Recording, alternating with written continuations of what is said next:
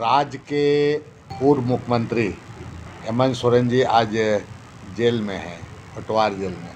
और वो किस मामले में हैं ये आप लोगों से छिपी हुई नहीं है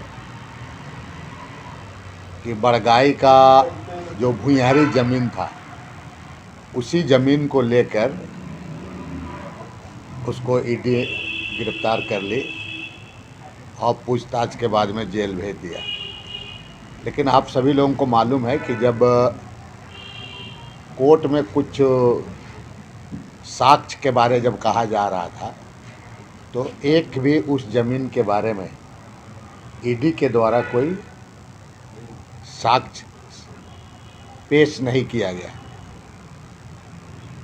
और लगातार इस ज़मीन के बारे में अगर आप कहेंगे तो भारतीय जनता पार्टी हेमंत सोरेन का गिरफ्तारी का बात को उठा रहे थे पूरा। विशेषकर आज जो संवाददाता सम्मेलन है हम बुलाए हैं कि बाकी जो इसमें बहुत सारे ऐसे ज़मीन है, परंपरागत ज़मीन है, भुइयारी ज़मीन भी बहुत सारे हैं। उन ज़मीन के बारे में भारतीय जनता पार्टी खामोश क्यों रहती है, ये सबसे बड़ी चिंता का सवाल है इस राज्य में। आदिवासियों के बारे तो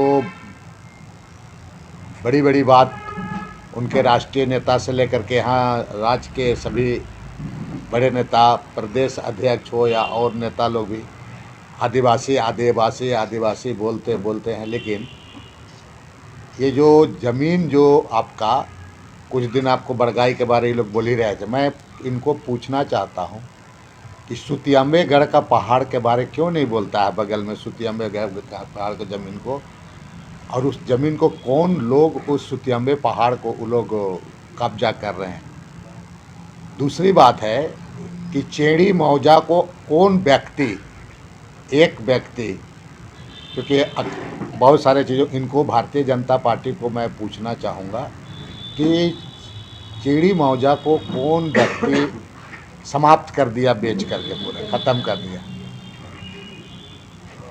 तीसरी बात है कि कल परसों बहुत आपका एक बड़ा भुइयारी ज़मीन पुरनकी रांची में जो आपका सरकार का इधर उधर हो रहा था, रातों रात घेरा कर रहा था, पूरे ग्रामीण आदिवासी निकल करके उसको पूरा तोड़ दिया पूरा। आखिर उस ज़मीन को कौन घेरा कर रहा था, भारतीय जनता पार्टी को बताना चाहिए कि कौन घेरा कर रहा था। भारतीय जनता पार्टी के लोग घेरा कर रहे थे। चिड़ी मौजा को भारतीय जनता पार्टी ही बर्बाद कर दिया, इसको भी जानना चाहिए पूरा। दूसरी बात है कि प्रबुद्ध गृह निर्माण समिति आपका स्वर्णरेखा का उद्गम स्थल है, 45 एकड़ ज़मीन, उसको प्रबुद्ध गृह निर्माण सहकारिता समिति बनाकर भारतीय जनता पार्टी के लोग कर रहे हैं। आपका ये सारे जगह आपका ये भुइयारी ज़मीन से ही रिलेटेड है पूरा ज़मीन पूरा।